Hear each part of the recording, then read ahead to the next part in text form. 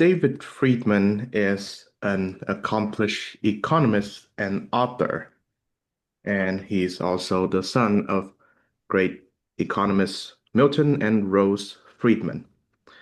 Today, we're discussing his father and the economic school that he is a part of, the Chicago School, and of course, the school that David also counts himself as a part of.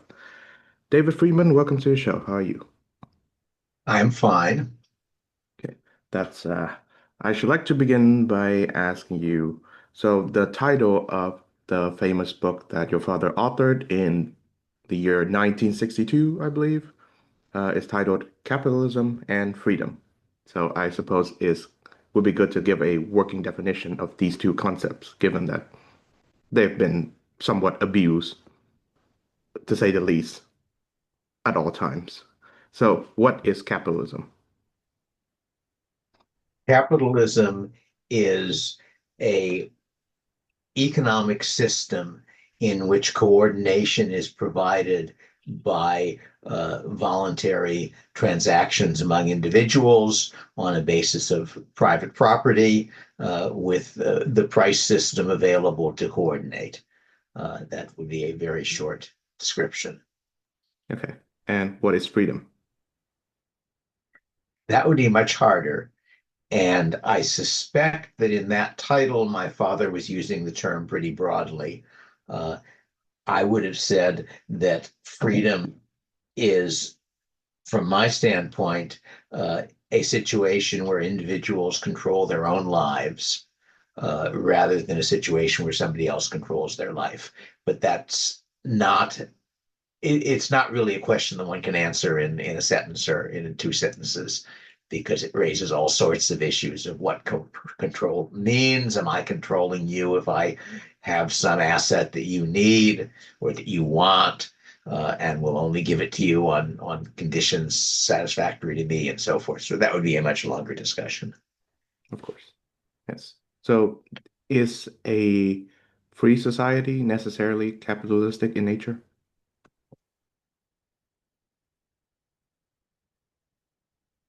I don't know. Uh, I'm not sure that we have had anything I would describe as a free society that wasn't. But you could imagine, if you imagine, for example, some future society in which, due to technology, productivity is so high that everything is available for free.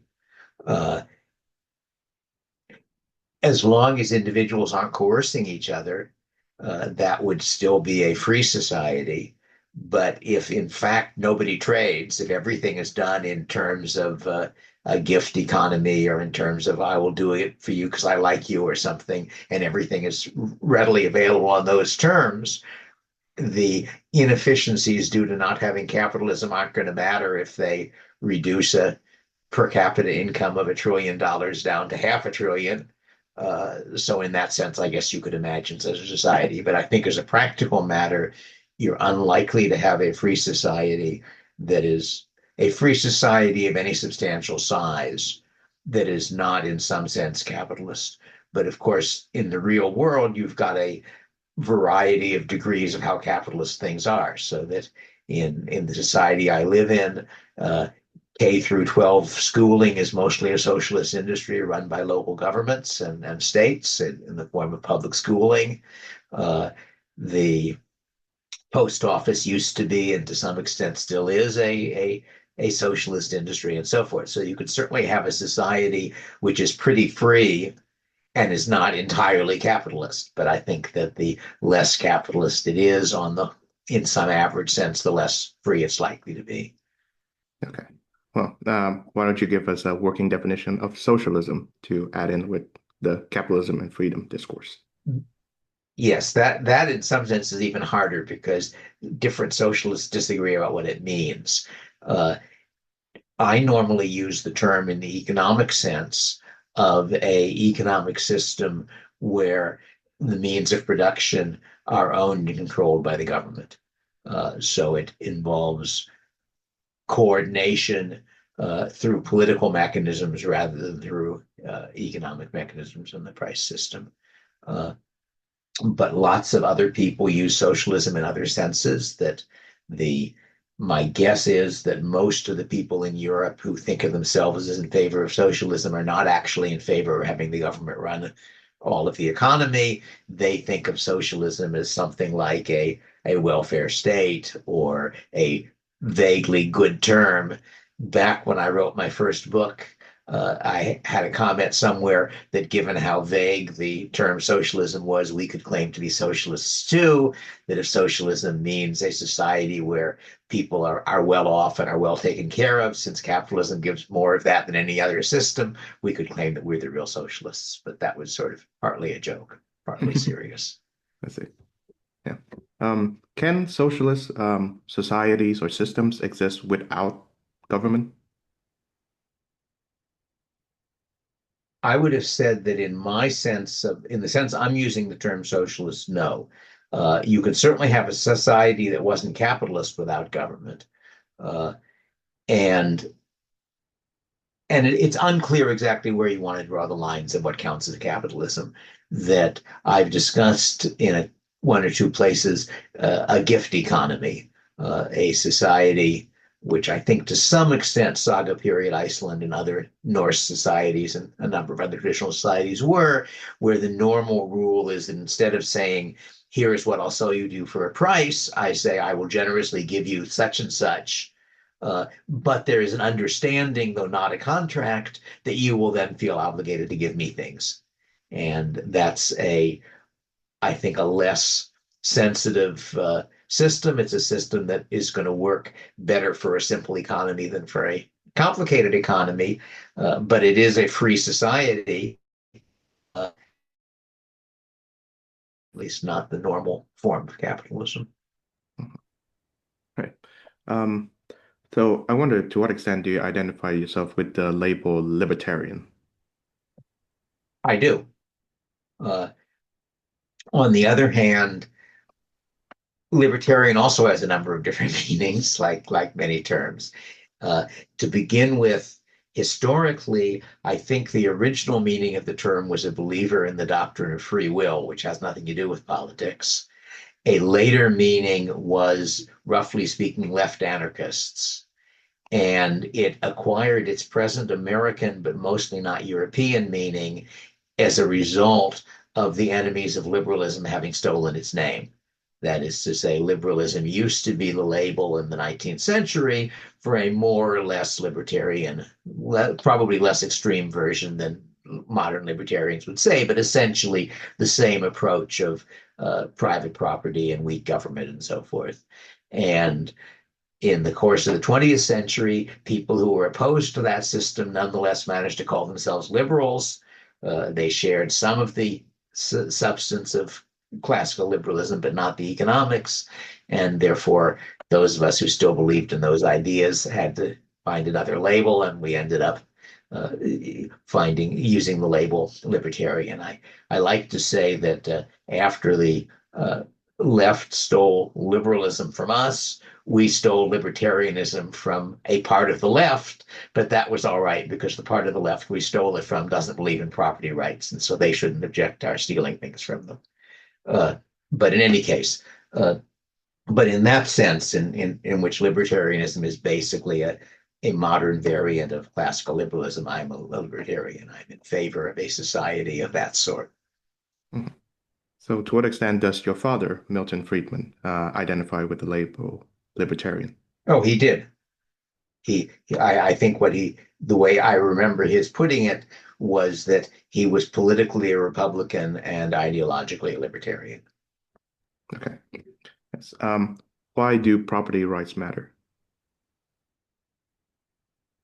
because all societies face the coordination problem. They face the problem in order to get anything done in a complicated society, you need to somehow coordinate the efforts of a very large number of people. Uh, in order to get the inputs for producing the inputs for producing the inputs for producing the inputs for what you want, essentially, which if you spread it out, making almost anything involves millions of people if you trace the causal chains back far enough.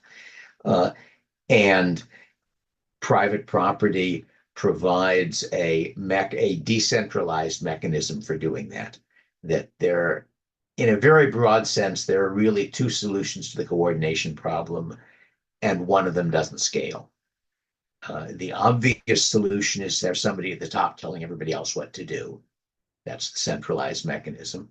And that works for very small groups of people, but it works worse and worse as the group gets larger for reasons I could go into, but may be obvious. And the other way is to somehow set up your society so that each person is in charge of a small part of the decisions necessary to make. Ideally, the part of the decisions that he is most competent to make, with some set of rules such that his interest is our interest, such that, roughly speaking, at least, the net gain to him from doing something equals the net gain to the society. And therefore, it will be in his interest to make a decision if it makes all of us summed better off, and not his interest to make it if it makes us worse off.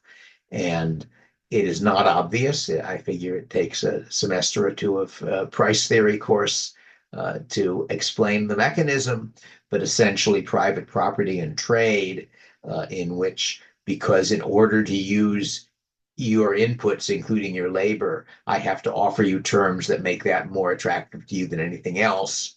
Uh, and if I produce an output, I can sell it to somebody for a price that reflects the value to him. So that means that through prices, both the costs imposed by my economic decisions and the benefits produced by them are both transferred back to me. And therefore, I end up with, roughly speaking, bearing the net cost or receiving the net benefit of my actions. That's an economist's answer to why the institution of property, in which each individual controls certain things, most obviously himself, but also things that he has gotten in various ways, makes sense. And it's, in a sense, I started my first book, I think, by discussing the problem of what freedom meant in an interdependent society. And what I'm describing is a way in which you can get, I think, as close as it's possible to get uh, to the, you could imagine an entirely free system where there's only one person and he is doing everything himself. And the closest you can get to that kind of freedom is a system in an interdependent society, is a system in which I make decisions most relevant to me, and I bear the costs and receive the benefits that those decisions produce for other people. And you can do that with property and trade. You can never do it perfectly. There are a variety of problems, but that works better than any alternative mechanism. So I, in general, believe in arguing for libertarianism on a consequentialist rather than a moral basis. Uh, my belief in it is both. That is to say, it seems to me, on the one hand, that slavery is wicked, and on the other hand, that is inefficient. That it, on the whole, makes people worse off or less well off than they could otherwise be. But I don't have very good arguments for my moral positions, and I don't think anybody has very good arguments for his moral positions. And I therefore prefer to argue on economic grounds that the kind of society I want gives most people more of what they want than any alternative society. Let's see. Well, libertarians, like you and your father, tend to have a rather negative view of government. Um, I wonder, to what extent do your father and yourself see eye to eye on what the role or what lack of a role government should have? I'm not sure we really disagree. That is to say, in my ideal society, there would be no government. And I've written it extensively on how such a society would work. But I've also pointed out there are reasons why it might not work. That if it really is the case that a stateless society, a stateless private property capitalist society can't defend itself from an aggressive neighbor who will promptly invade it and take it over, then we're better off giving up 10% of our freedom in order to keep the other 90%. So I think my disagreement with my father was really over the question of how workable an entirely free society would be. And we both viewed that as an uncertain question. Uh, and the way I usually put it was that I thought the stateless system would probably work, but might not. And he thought it might work, but would probably not. And therefore, so I think that would be the only sense in which we really disagreed, that I can't think of anything that he thought that government ought to do that I think it ought not to do.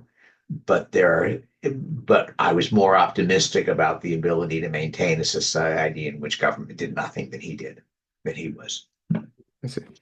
Now, my contention with the I suppose the anarcho-libertarian view that does not advocate for the establishment of a government is that, well, if private property rights are to be protected and there will be disputes amongst parties and people regarding certain trespasses in private property rights, there must be a third party that is uh, completely, in some ways objective or non-biased in the matter of disputations. And What, there's why would really you nothing, expect a government to be unbiased? A well, government is not a divine being reaching down from heaven. The government is the outcome of a political marketplace in which, just as on the economic marketplaces, place individuals act in their own self-interest. And insofar as we have a theory, an economic theory of how that marketplace works, which is what public choice theory basically is, it suggests that governments will make decisions that are frequently not in the interest of the people they rule.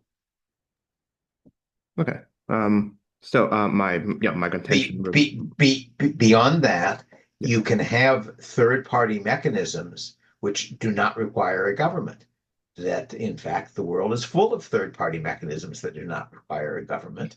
That, uh, among other things, we observe uh, that most countries, there is no world government, and yet most countries, most of the time, are not at war with their neighbors. So somehow there are ways in which they settle those disputes. Uh, Commercial disputes are largely settled by private arbitration. They can be settled by private arbitration, even if it isn't enforceable in the courts because of reputational mechanisms. Uh, they If you look at the online world, you observe that eBay's mechanisms are mostly reputational. They have things set up so that if somebody cheats you, other people will find out about it. Uh, so I think there are a whole bunch of other alternatives that I've described in some detail, first in my first book, and then mostly in the later editions of that, mechanisms in which parties pre-agree to a uh, private arbitrator or private court, and in which it becomes in their interest to go along with the decisions of that private court. mhm. Yes, and that would be the Machinery of Freedom, right? Yes, correct. Yes, I'm currently reading it right now, and I'm enjoying it quite a bit. Mhm. Okay. Now this is the social democratic argument, and I suppose the liberal in America. I always assume that liberal by liberal you mean social democrat, and Europe they have like more a more delineated definition and distinguish between social democrat and liberal, I suppose. But the liberal argument, In Europe, as I understand it, liberal has largely maintained its original yes, meaning, yes. although in a somewhat watered down form. That is, my guess is that the modern European liberals are probably somewhat less liberal than, say, an 1880 liberal would have been, but they're in the same direction. Certainly. Of course, they would identify with the label social democratic. But yeah, I'm bringing up this the social democratic position, and they originated, I believe, in America during the Progressive era. They believe that since all facets of society and human life have become more complicated and in some ways beyond the reaches of the common man's understanding, there has to be in some ways, an amount of expertise that can be used to direct human affairs. And therefore, that requires the state to administer these aspects. So, Why does that require the state? That is, we have a mechanism in the market in which it is in the interest of a firm that wants to make cars to hire experts to figure out how to make cars well. The customers can observe that firm's cars break down more rarely than other firms' cars. They can observe what miles per gallon are and so forth. So that gives you a mechanism for providing expertise to individuals.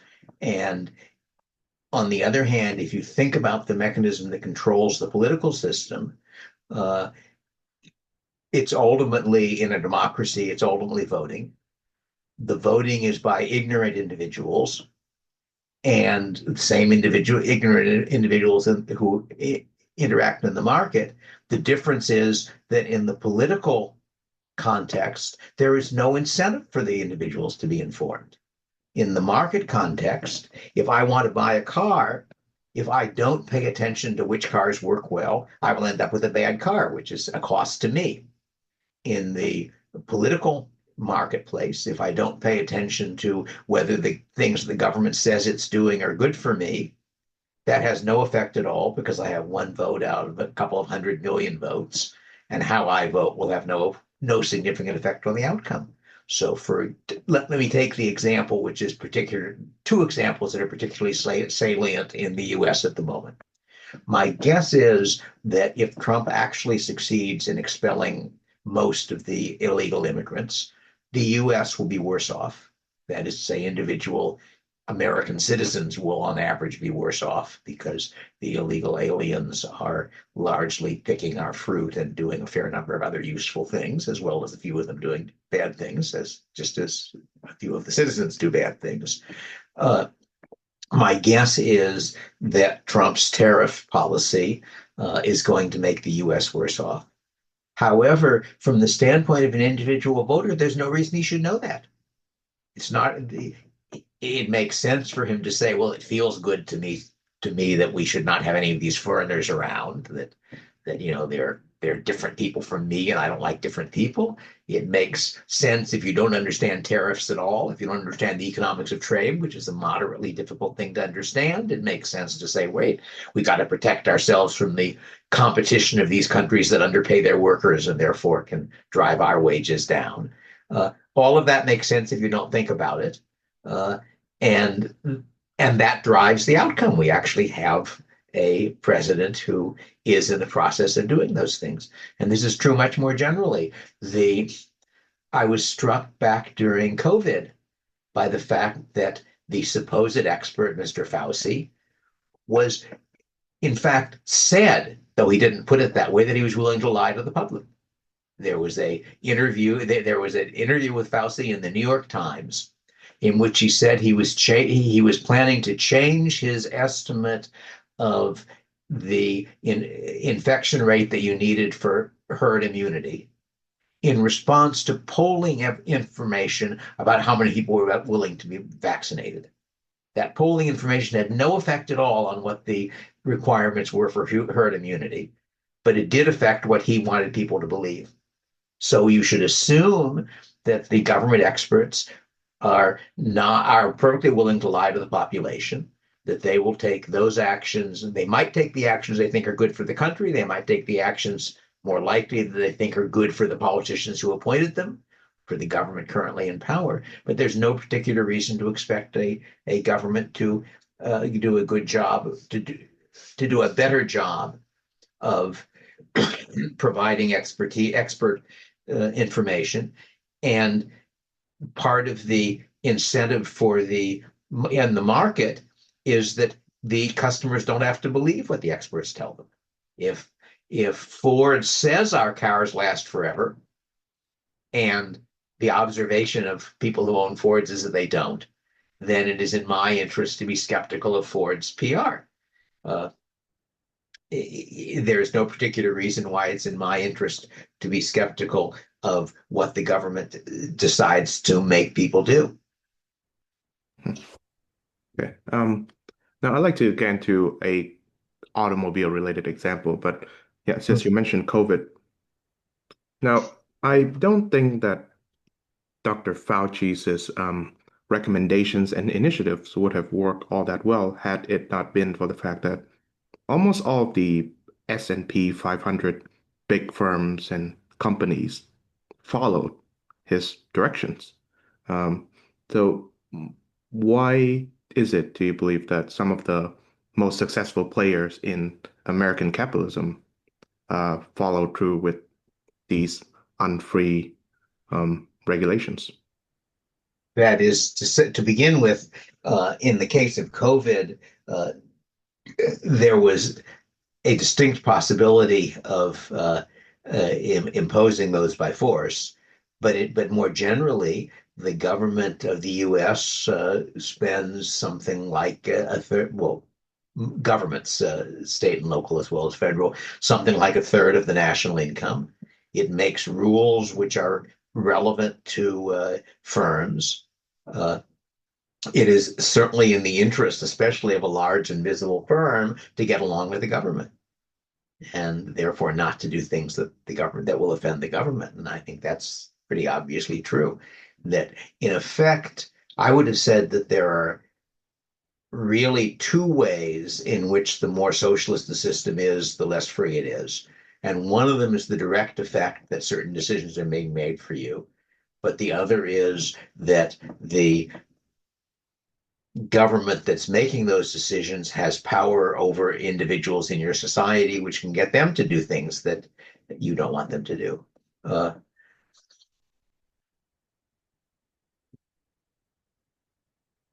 Of course. Yeah. And I mean, as the example of, say, the People's Republic of China shows, in a socialist system, big business can exist, so to speak. the People's Republic of China is not a socialist system, Oh, is except it? in the sense in which the US is. Mm, right. That is, the People's Republic of China was a socialist system 50 years ago, and as a result, it was dirt poor. And the what happened after Mao's death was a change in the economic system to the same kind of mixed system that the US and the European countries have. My impression when I was in Shanghai was that it was a little less free than the US on paper, but probably more free in reality. Since a lot of the rules, as far as I could tell, were not actually enforced. You just had to pay off somebody in order to do what you wanted to do. Uh, Now that Shanghai was one of the probably one of the more capitalist parts of China, probably still is. But my impression is that the impression, oh, it was not a democracy. It was a communist system in the sense of having a communist party that was largely running it. Uh, but the change from a socialist economy to a mixed economy resulted in an increase in per capita income of something like 20-fold. It was just an. I like to. I like. I think it's a correct statement that the largest increase in human effort in human welfare, the fastest increase in human welfare that has ever occurred, was the 20 years after Mao died, because China went from being a very poor country to being a middle income country, uh, and and that way, so no, China is still is it's a capitalist country, but not a democracy in the normal modern sense, not in the libertarian sense of entirely capitalist. Obviously, I'm not sure how you would measure the share of government of the economy controlled by the government, because there are government firms and there are firms that the government has some involvement in. It's a complicated system, but I don't think I would describe it as socialist any more than England is socialist, say, at the moment. Certainly. Okay, so on to automobiles. I believe in the 70s, Ralph Nader published a famous tract titled Unsafe at Any Speed. And the Mm-hmm. result of it is that cars now have seat belts and there are seatbelt laws, and hood ornaments are not permitted in cars anymore. But the result of it is that, lives that would have been, lost because of hood ornaments or failure to buckle up are safe. So is this in some ways, a proof that, state regulations can help in some way, shape, or form? I would have said that state regulations can help in some form. I don't know whether that particular example is the correct one. Uh, that, but what I think does not help is the state having the power to make regulations, because after all, randomly shooting one person out of 1,000 could help. You might happen to shoot the person who was about to be a mass murderer. That doesn't mean it would be desirable to have a system that would do that. And I think the circumstances, as I think I said, the market system does not produce a perfect outcome. The market system could be improved if you had a benevolent, infinitely wise, all powerful dictator. But we don't have any of those. What we have is the option of using the political system to substitute for the market system. That on average works worse for reasons I've discussed at some length. But given that it's changing things, the change might be a change in a good direction or a change in a bad direction. That I can't predict. Uh, but also, I don't know enough about your example that I would be surprised if removing hood ornaments had a very large effect, although I could imagine that it was a positive effect. Uh, Seat belts are mainly to protect the person who is wearing the seat belt, and therefore are something where it's the private interest of individuals to do it. Uh, I don't know. It's an interesting question. I don't know enough about cars to know whether there were any regulations that increased the death rate. There might have been. Uh, Probably, huh? The the speed limit. There was a while when we had a 55-mile-an-hour national speed limit. That might have increased casualties. I'm not sure. It means people spend more time driving. It certainly imposed costs, whether or not in life. Uh, There's a moderately famous article by Sam Peltzman, which looked at a particular set of mandatory requirements, uh, which uh, were, I think, included that cars had to have seatbelts. So I don't remember. It was a list of things, and his conclusion was that it probably did not save lives. That it reduced the deaths per accident, but because drivers correctly believed they were somewhat safer, it also increased the accident rate. And he had some statistical evidence on that.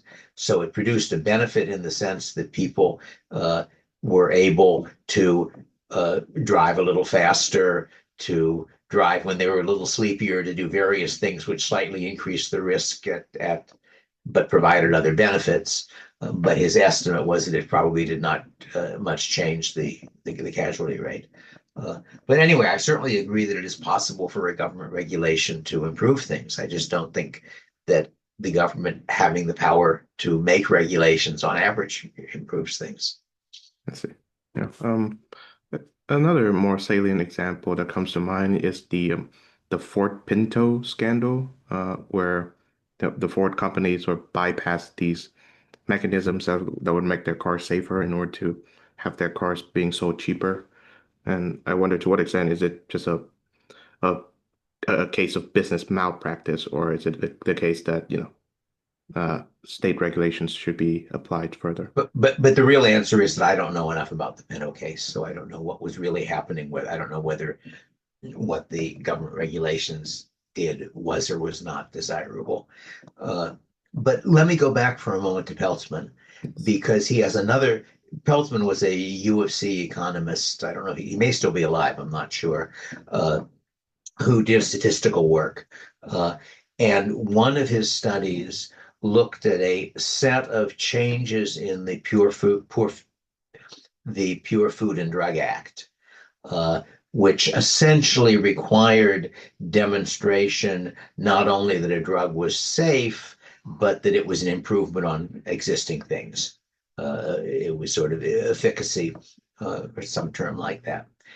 And he analyzed the effect of that on the production of drugs and on how safe they were, or how good they were, actually. He had two or three different measures after the fact of whether a new drug was actually an improvement. One of them being, I think, how much it ended up over time getting used more and more, because over time you accumulate information on how useful something is and so forth. And his conclusion was that that single set of changes had reduced the rate of introduction of new drugs roughly in half and had produced no improvement on the average quality.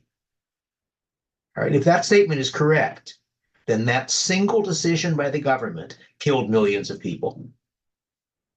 All right, in the sense of resulting in drugs not being developed that would have saved lives.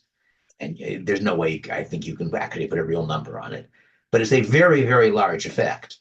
And you have to put that on the negative side along with, and similarly, to take a different example, uh, as you may know, the US has laws requiring, in effect, that a certain amount of the production of maize be converted to alcohol to be used for fuel.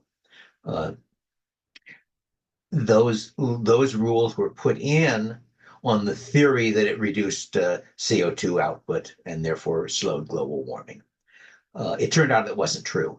That when people actually did the calculations, and this has been conceded by some of the people who supported the original legislation, the CO2 produced in the process of producing the maize and converting it to alcohol was as large as the CO2 that would have been produced if they'd used gasoline instead.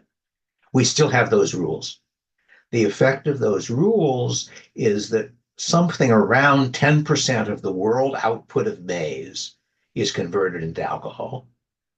Maize is a food crop eaten mostly by poor people, mostly not in America. And the result is that for no benefit at all in terms of global warming, the US is significantly contributing to the problems of poverty on the world scale. All right, you're talking about something that is pushing up the price of a food consumed by a good many million people in countries like Africa where people are poor. Uh, so again, you have to look at the negatives as well as the positives. So yes, I'm sure that some decisions government makes produce net benefits, but I don't think that it follows from that government should have the power to make those decisions. Mhm.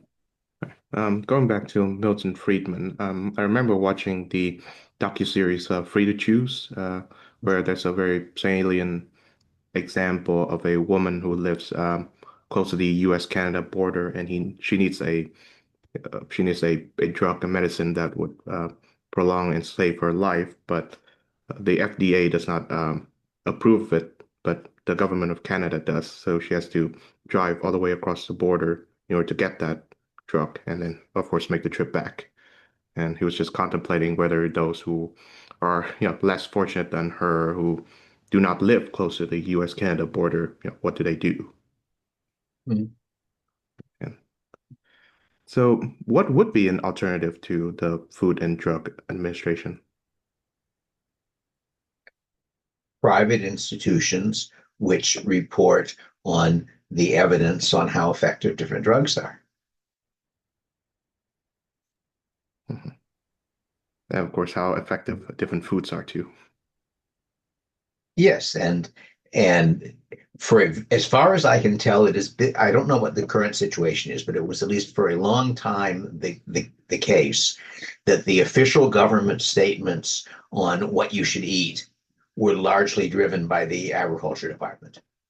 That they were largely, in effect, what the firms producing food wanted you to buy, and there was very little evidence.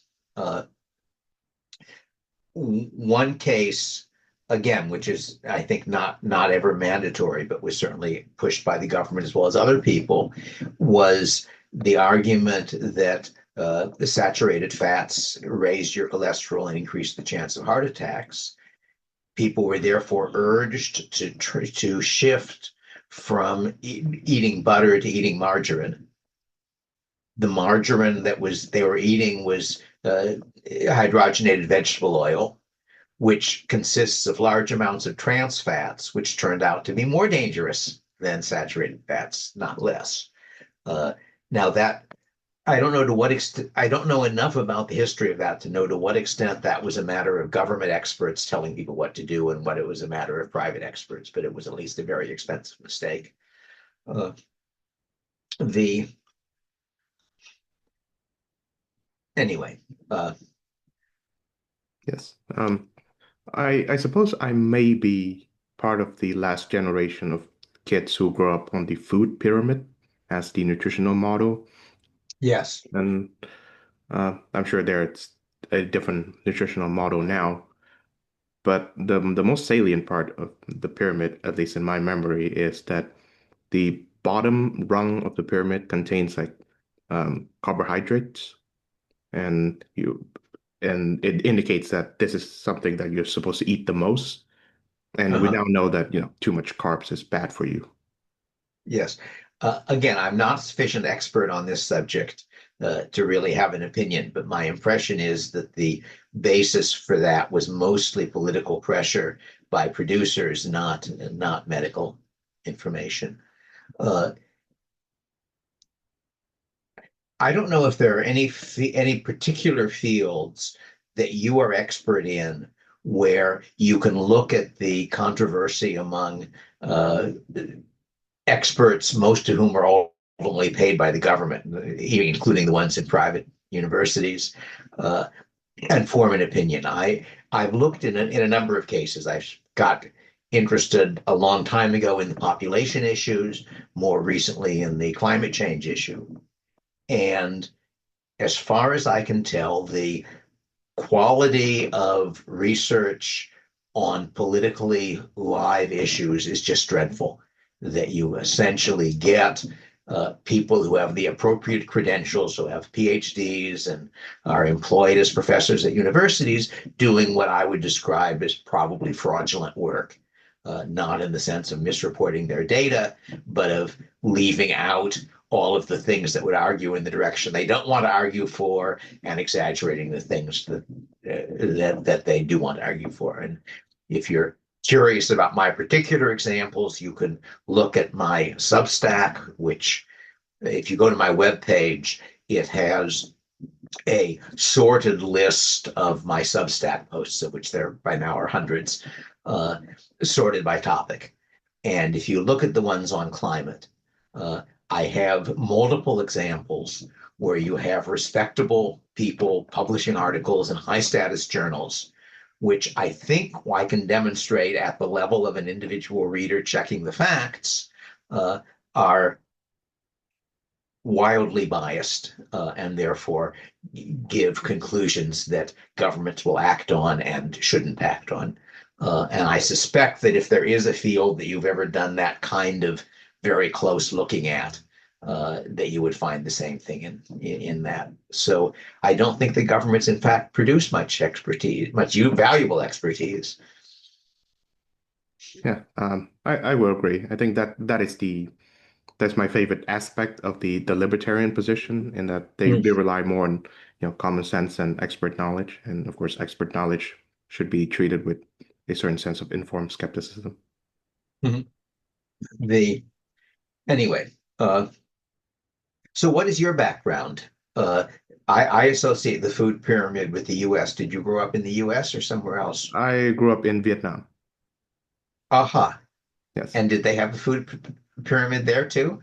Oh yes. It was a part of the first like 5 years of my education. Yeah. So you grew up in Vietnam how recently? Well, I was born in 1999. So quite recently. So well after the end of the Vietnamese War, I think. Yes. Uh, and so tell me about Vietnam. Because I've visited China and found that very interesting. And on the whole, I think it's unfortunate that the U.S. and China currently regard themselves as enemies. It seems to me that Chinese culture has lots of neat things. One of the I think the second time I visited Shanghai fairly briefly with my daughter, with who I wanted to show the city to, she observed that in Shanghai, people's umbrellas and their clothes are color coordinated, that they apparently have multiple umbrellas to match what they're wearing. Anyway, it was a, but I think, it's not just China. One of the things that I've been saying for a long time is that one of the interesting things about roughly the 21st century is seeing the other old cultures come back online. That there's a sense in which through the 19th and most of the 20th century, almost everything that mattered was European culture. Uh, and the first break in that, in a sense, was Japan. That when Japan won a naval war with Russia early in the 20th century, Battle of Tsushima Straits, that was the first point at which it looked as though a non-European culture was really competitive with the European cultures. And that's gradually increasing. And hopefully we will see a world in which modern civilization, including capitalism, appears in the different variants that come out of Indian culture. Only India is really multiple cultures, and Chinese cultures, and Vietnamese cultures, and all of the rest of those. So you now live in Europe? Yes, Budapest, Hungary, as I've mentioned, Uh-huh. Yes. Nice city. Uh, of course. Yeah, and yeah, the I'm hopeful too. It seems to me that even though the governing class in Vietnam in particular, still clings to socialist principles. I think mm, recently the prime minister visited Hungary, Budapest, and he flat out told the audience that you may have abandoned socialism, but we still keep ours. mm, But for the most part, those of my generation do not believe in socialism anymore. They're quite entrepreneurial in that regard. yeah. They attend business schools Yes. and trade schools. Uh-huh. Do you happen to know how much of the uh, income of Vietnam is controlled by the government? Directly Um, controlled, that is spent by government, is collected in taxes and spent by government. yeah, I do not have the exact number with me, but I would assume that it's a substantial amount. Well, the substantial amount in the US and in the UK and in EU as well. I'm just curious as to whether by that measure it's more or less socialist than England is or Germany is. That my impression is that the European countries, it's typically close to 50%. I think probably a little low. In the US, I think it's about 30%, as I remember, though I haven't updated those numbers, but I doubt they've changed very much. Uh, and I'm curious about countries like China. India, when I visited India, what struck me was that India looked like America as imagined by a loyal Soviet citizen who had never been outside of the Soviet Union. That is to say, it was a country of a mass of very, very poor people and then an elite of rich people. That I spoke at what was essentially a business school in sort of central southern India, and I forget the name of the city, but it's a city that's thought of as a Silicon Valley of India. And the campus was lovely. It was trees and buildings and lots of space and so forth, and a very nice place. And it was surrounded by a high stone wall with barbed wire on it. And that struck me as sort of a symbol of India. And India was a country that at the time had a nominally socialist government. I think that was before Modi. So I think by essentially all of its history since independence, it had called itself a socialist country, and to a significant degree been a socialist country, but a very poor one. Uh, so anyway, I'm hoping that things are moving that way. I think the only place we're likely to get anything much like anarcho-capitalism is online. That I think you are developing a stateless economy online, in part because online national boundaries are sort of invisible. Uh, and I hope that will continue. In particular, public key encryption makes it possible for people to do transactions that are not visible to the regulators. Mm, but I think the best we can hope for in real space, in my lifetime at least, is more and more country becoming as capitalist as the US is, roughly speaking, which is still a whole lot less capitalist than I want it to be. Certainly. Yeah. I know that one appeal of India's current prime minister, and I should say that, I'm more, I'm more attuned to, a certain country or state's political or geopolitical situation than economic. So, my economic background is a bit light compared to, present company, of course.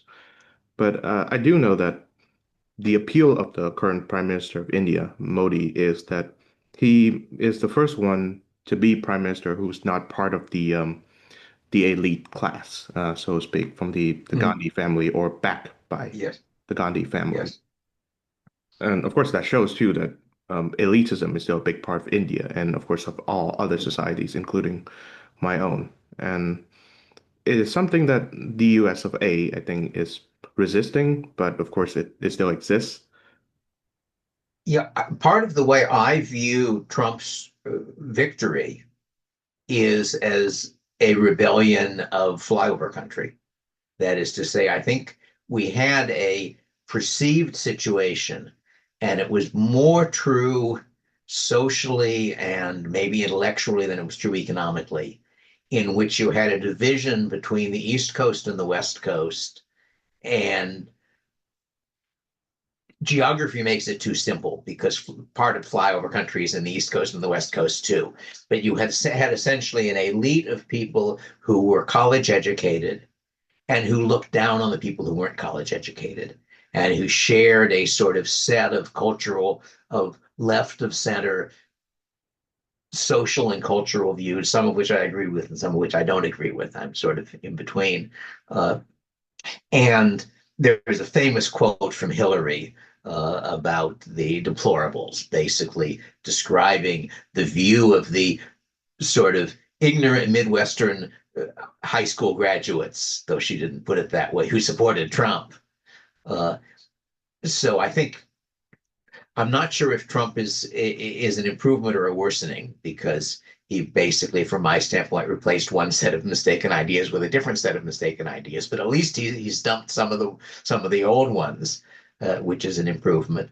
Uh, but I think part of what was happening and what is happening in terms of his support is the kind of people who don't think that the fact who don't look up to the New York Times or Harvard magazine or Harvard University rebelling against the kind of people who thought they ought to. Uh, and and in that sense, it's a counter elite. Now, the counter elite includes lots of rich people. So in that sense, it's not an elite in that sense, but it's sort of the kind of people who university professors thought ought to be respected.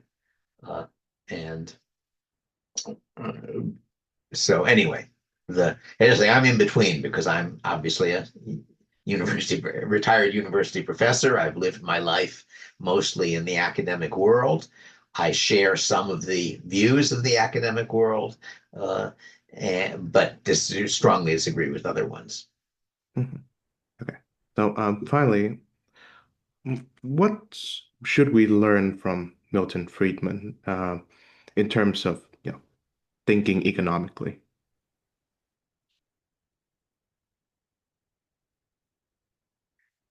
Uh, I guess one of the things you should learn is to judge the government not by what it claims to do, but by what you have reason either to observe it doing or to expect it to do.